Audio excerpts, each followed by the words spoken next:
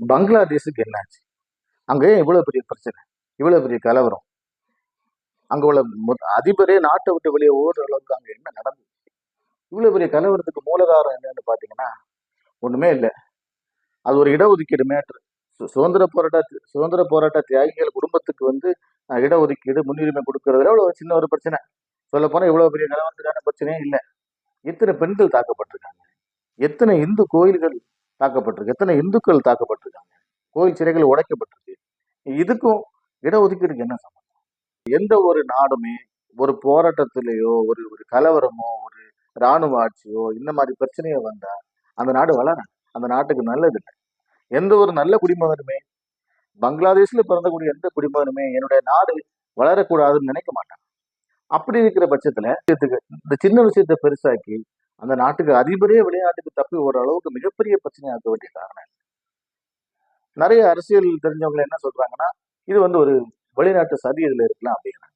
என்ன அப்படி பாத்தீங்கன்னா நம்ம பாரத நாடும் பங்களாதேஷும் கிட்டத்தட்ட ஒரு அரசியல் ரீதியா ரொம்ப ஒற்றுமை இணக்கமா போயிட்டு இருக்கு.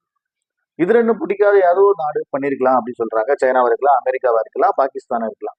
பங்களாதேஷ் மக்களை பங்களாதேஷ் அரசுக்கு எதிராகவே திருப்பி விட்டுருக்காங்கன்னா மிகப்பெரிய சதி பின்னாடி இருக்கும். அது எப்படி பண்ணுவாங்கன்னா மிகப்பெரிய இன்ஃபுளுசர் இருப்பாங்கல்ல, ஒரு ஃபேமஸான ஆள் இருப்பாங்க, ஒரு சோசியல் மீடியா இன்ஃபுளுசர் இருப்பாங்க, அவங்கள வச்சு சில தப்பான எமோஷனல் விஷயங்களை வந்து என்ன பண்ணுவாங்க சோசியல் மீடியால போட்டுவாங்க. இதை பார்க்கக்கூடிய யங்ஸ்டர்ஸ் என்ன பண்ணுவாங்க, நம்ம இமிடியேட்டா ரியாக்ட் பண்ணுவோம். அது நம்ம சோசியல் மீடியால வரக்கூடிய தகவல் உண்மையா பொய்யான்னு தெரியாம நம்ம கோவப்படுவோம், ஆத்திரப்படுவோம், ரியாக்ட் பண்ணுவோம், சண்டைக்கு போவோம். இதுதான் நம்ம வீக்னஸ். இதை வச்சு யாரு வேணாலும் நம்மளை என்ன பண்ணலாம், ஸ்லீப்பர் செல்ஸா யூஸ் பண்ணலாம் அப்படிங்கிறதுதான் என்னை பொறுத்த வரைக்கும் நடந்துருக்கு. இல்லை நான் இந்த சின்ன விஷயத்துக்காக கோயில்கள் தாக்கப்படுறதோ பெண்கள் தாக்கப்படுறதோ அவசியமே இல்லை. இதை நான் ஏன் சொல்றேன் அப்படின்னா நம்ம பாரத நாட்டுல கூட இதே மாதிரி நம்ம குடிமக்கள் மனசுல நாட்டுக்கு எதிரான எண்ணங்களை விதைக்கிறாங்க. அதுலயும் வெளிநாட்டு சரி இருக்கலாம். அப்படிதான் நான் சொல்ல வரேன். உதாரணத்துக்கு நீங்க வந்து ஒரு ஒரு எனக்கு இப்ப நான் தமிழன், தமிழ் மேல எனக்கு ரொம்ப பற்று அதிகம். தமிழ் மேல எனக்கு ரொம்ப பற்று இருக்கிறனாலேயே மலையாளக்காரனையோ கன்னடத்தாரையோ தெலுங்கு மக்களையோ நான் எதிரியா நினைக்க வேண்டிய அவசியம் இல்லை. ஆனா தமிழ் பற்று இருக்கிறனாலேயே அவங்களை எதிரியா நினைக்கணும் அப்படிங்கிற ஒரு சின்ன விதைய சில அமைப்புகள் நம்ம குடிமக்கள் மேல விதைக்கும். இப்ப நான் ஒரு ஜாதியை சார்ந்து இருக்கலாம், என் ஜாதியை பத்தி நான் பெருமையா நினைக்கலாம், தப்பே கிடையாது. அதனாலே இன்னொரு ஜாதியை பத்தி தப்பா குறைச்சி பேசணும் அப்படிங்கிற விஷ விதைகளை சில அமைப்புகள் விதைக்குது. இதுவே ரொம்ப ஆபத்து. பங்களாதேஷ்ல நடந்த விஷயம் நம்ம நாட்டுல நடக்கக்கூடாது.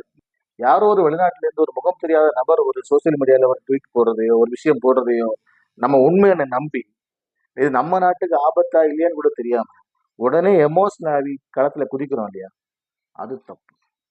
உங்களை இந்த காலத்துல உங்களை ஈஸியா ஏமாற்ற முடியும். சோசியல் மீடியால ஒரு விஷயத்த பரப்பி உங்களை வந்து ஸ்டிமுலேட் பண்ணி பிரச்சனை பண்ண வைக்க முடியுது. முன்னாடி எல்லாம் ஒரு நாட்டை அழிக்கணும்னா போர் தொடுத்து போவாங்கன்னு சொல்லுவாங்க. இப்போ அப்படி இல்லை.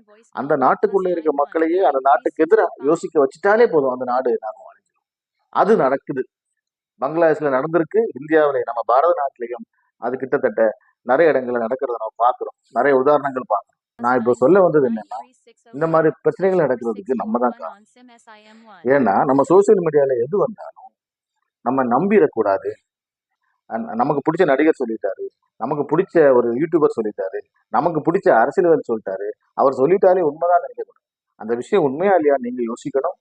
அந்த விஷயம் நாட்டுக்கு நல்லதா கெட்டதான்னு யோசிக்கணும். ஏன்னா நம்ம பிளைண்டா நம்புறீங்கன்னா நம்மளே நம்ம நாட்டுக்கு எதிரான ஆயுதமா திருப்பி விடுறாங்க.